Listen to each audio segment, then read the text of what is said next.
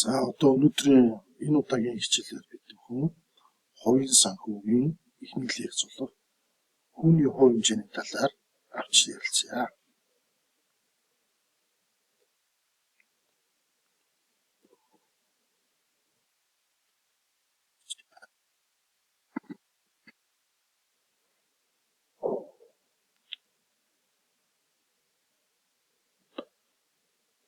Жишээлбэл боловсролтой хөрөнгө оруулалт хийж сургалтын төлбөрөө төлөөд боловсрол олж авч тодорхой хэмжээний эдийн зэрэг золтой болох юм бол яах вэ гэдэг асуултыг хэдүүлээ тавьцгаая. Өөрөөр хэлбэл боловсролтой хөрөнгө оруулалт хийсний ашиг тус юу вэ? Тодорхой жилүүдийн хугацаанд суралцаад тодорхой хэмжээний сургалтын төлбөр төлөөд за ингээ бид нэр ирээдүйд өндөр цалинтай ажил хийгээд эргүүлээд бид нэр боловсролтой оруулсан хөрөнгө оруулалтын зардлаа нөхөөд цаашаага бид нэр тэтгэврт гарах хүртлээр маш их хэмжээний цэвэр ашигтайгаар ажиллаж амьдрнаа гэсэн санааг бас хэлж болох юм аа. За энэ бол одоо хаус буюу амны орон сууц байна. За ихэнх одоо хүмүүс хэрэглэгч хүмүүсийн хувьд мөр тулдаг нэг гол асуудал бол энэ амны орон сууц буюу хаусыг яаж санхүүжүүлэх вэ гэдэг асуудал болж чухал байдаг. За нэгдүгээрт нь тогтмол одоо хүүтэй арилжааны банкны зээлээр санхүүжүүлэх үү? Эсвэл одоо засварлаж болдог, хувьсан өөрчлөгдөж болдог, голдуу одоо инфляцийн нөлөөллөөс хамаарат хүүгийн хэмжээнд өөрчлөгдөж болдог, оргилжийн зээлээр худалдаж авах уу гэх зэрэг асуудлууд бол тулгарн гарч ирдэг. За бидний амьдралын циклийг ерөнхийдөө хоёр хувааж болдог байгаа. Эхний үеийг болохоор бид нэр хадгаламж буюу мөнгө цуглуулах үе. За хоёр дахь стейж нь болохоор хоригдлуулсан хөрөнгөө хоригдлуулсан хадгаламжаа ашиглах үе гэж хэлж болдог. Тэгэхээр бидний хувьд хэдий урт хугацаанд мөнгийг хэрхэн яаж хадгалах юм бэ? За хэрхэн яаж бид нэр санхүүгийн хямралаас өөрийгөө хамгаалах вэ? Мөнгөний өөрчлөлтөөс яаж өөрийгөө хамгаалах вэ гэдэг асуудал гарч ирдэг.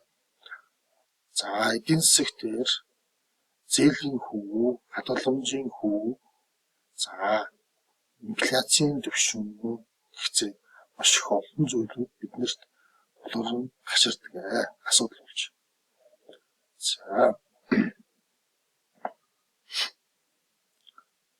За бидний эдийн засгийн амьдралд болон хувийн эдийн засгийн амьдралд хамгийн их өргөн зүйл бол энэ зээл буюу үр юм аа.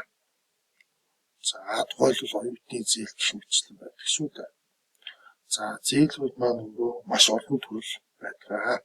Жишээлбэл автомашины зээл, оюутны зээл, орон сууцны зээл, за хэрэглээний зээл гэх мэт маш олон төрлийн зээлийг бид нэр санхүүгийн байгууллага, тухайлбал арилжааны банк хадгаламж зээлийн хөшөөнүүдээс авч байдаг. Зээл бол маш чухал ойлголт юм аа. Яагаад гэхээр зээлийг тодорхой хүүтэйгээр бид нэр авч ашигладаг.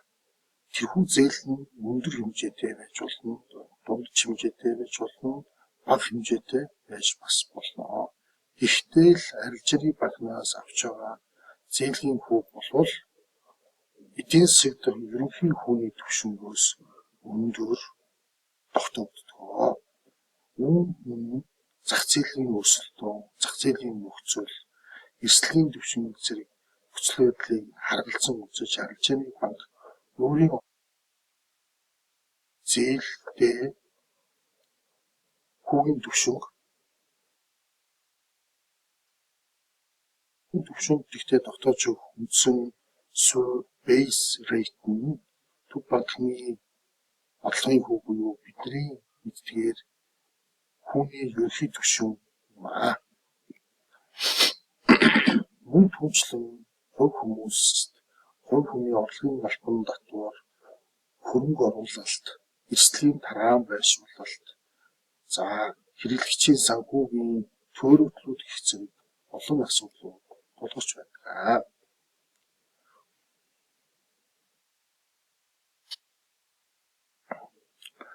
За өнөөдөр бидний амьдралд ихэнх санхүүгийн гүйлгээнүүд мөнгөний явагдаж байдаг. За мөнгө бол тодорхой хэмжээний үнцэнтэй байдаг. Санхүүгийн хамгийн чухал хоёр гол элемент болсон цаг хугацаа болон үн байдаг. За мөнгөний хэмжээ гэдэг бол мөнгөний үн юм аа. За мөнгө түнчлэн эдийн засагч нар ерөнхийдөө тийм ээ зээлийн хүүг юу гэж тодорхойлдог вэ гэхээр мөнгөний боломжийг өртөг гэж бас тодорхойлдог. За та бүхэн энэ дээр харж байгаа график харж байгаа баха. Хадгаламжийн хүүгийн өсөлтийн хэмжээ. За хөрөнгө оруулагч нар тодорхой хэмжээний мөнгийг банкнд хадгалдаг. Банкны тодорхой дансанд хадгаламжинд хийж хадгалдаг. Эсвэл санхүүгийн зах зээл дээр хөрөнгө оруулалт хийдэг. Ингээд тэдгээр хүмүүсүүдийн мөнгө нь нийтээрээ өсөж харимжих боломжтой болдог. Үүнд өндөр хүүгийн түвшин нөлөө үзүүлж байдаг. Улмаар өндөр хүүгийн түвшинтэй байгаа тохиолдолд түүний оруулсан хөрөнгө оруулалт хэмжээ хурдтай өндөр хэмжээгээр өсөх боломжтой болдог. 2. Хүүний түвшин гэдэг бол нэг талдаа таны оруулж байгаа хөрөнгө оруулалт хадгаламжийн хүүг бас хэлж болно. Нөгөө талдаа зээлийн төлгийг бас хүүний хэмжээ гэж хэлж болно. За хүүний хэмжээ буюу зээлийн өртөг. За бид нэр жишээлбэл банкнаас жилийн 18% хүнтэй орон сууцны зээл авлаа гэж бодоход энэ маань болохоор 18% маань зээлийн маань өртөг болж байгаа юм. За нөгөө талдаа бид нэр жилдээ 100,000 төгрөгийг жилийн 20% хүнтэй хадгаламжинд хийж хадгалуулж болно. Энэ дээр яригдж байгаа хүн маань үнэлт интерест рейт гэж тодорхойлж болно. За зээл авч байгаа хүн гэдэг бол нэг өсөндөө зээлдүүлэгчийн мөнгийг түрээслэж авч байгаа юм аа. Индекс гэдэг маань нэг өсөндөө мөнгөө хадгалуулж байгаа хадгаламж эзэмшигч хөрөнгө оруулагч юм аа. Ингээд хүүний хувь хэмжээ гэдэг бол нэг өсөндөө тэдгээрт төлж байгаа үн юм аа. Өөрөөр хэлбэл тэр лендерс буюу зээлдүүлэгч болох хөрөнгө оруулагч хадгаламж эзэмшигч нарын нарт төлж байгаа мөнгийг түрээслэн ашигласныхаа төлөө төлж байгаа. За мөнгө бол нэгдүгээрт хязгаарлалт бол хомсдол нөөц юм аа. Хоёрдугаарт нь зээлийн хүсэлтэй байна. Зарим нэгэн хувь хүмүүст тодорхой хэмжээний мөнгөний илүүдэл байдаг. За мөнгө гэдэг бол тэгэхээр зээлж болох, зээлдүүлж болох зах зээл дээр одоо суурилсан үнээс тогтдог ийм нэгэн зүйл юм аа. Нөгөө талаас нь хэлэх юм бол хүүгийн хувь хэмжээ гэдэг бол таны хувьд мөнгийг зээлж авч ашиглаж байгаа юм аа. Жишээлбэл та $100 жилийн 20% хүнтэй банкнд хадгалууллаа гэж бодъё. Тэгэх юм бол өнөөдөр та 100,000 төгрөгийг таны үндсэн орж байгаа энэ 100 мянган төгрөг принципл маань жилийн дараа $120 мянган болж өснө. Гэхдээ $20 нь бол таны хүүгийн орлого буюу импозит юм аа. Энэ бол таны түрүүний яриад байгаа өөрийнхөө мөнгийг банкнд хадгалуулж, банкнд ашиглуулах боломжийг олгож төлөө банкнаас авч байгаа. Мөнгөө ашиглуулсан төлөө банкнаас авч байгаа хүүгийн орлого юм аа.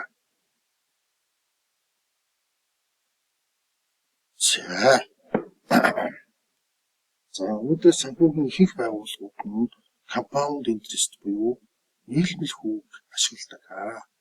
Зээлийн хүү, хадгаламжийн хүүг тооцохдоо хүүний буюу compound interest-ийг тооцдог, ашигладаг.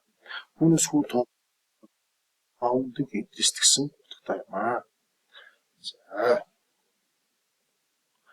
За та одоо $100 мянган өнөөдөр хадгалуулаад эхний жилдээ жилийн 20% хадгалуулахад таны мөнгө $120 болж өснө. За 2 дахь жилдээ таны мөнгө нь $144 болж өснө. Хадгалуулсан принципл Монгол $100 ч байна. Харин тэр $44 маань болохоор таны 2 жилийн хугацаанд банкнд мөнгө хадгалуулсны төлөө банкнаас авч байгаа.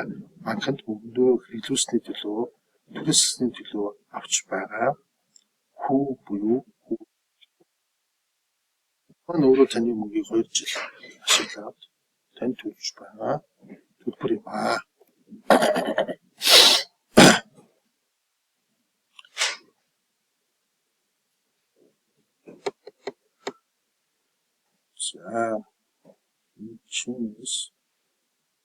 За дэдэл хүүгийн ерөнхий томьёо.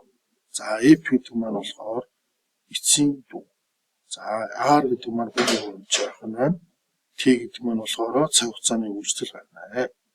Харин P маань болохоор starting amount буюу таны өнөөдрийн оруулж байгаа эхлэлийн чинь мөнгө юм аа. Үүнийг мөн санхүүгт принципл гэж хвчлэн нэрлэдэг. За хүүгийн стратеги.